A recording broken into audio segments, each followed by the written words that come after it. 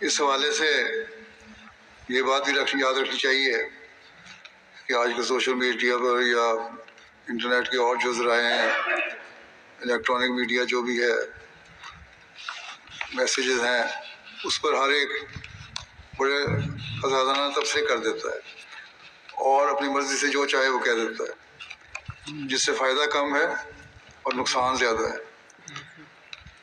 اپنی طرف سے بڑا اظہار ہو رہا ہوتا ہے کہ ہم کیا چاہتے ہیں۔ احمدیوں کو اس سے پرہیز کرنا چاہیے، کیونکہ یہ اظہار جو ہے اس کا فائدہ کم ہے اور نقصان زیادہ ہے۔ اگر پیغام دینے کی بہت زیادہ خواہش ہے کسی کو تو امن اور سلامتی کا پیغام دیں۔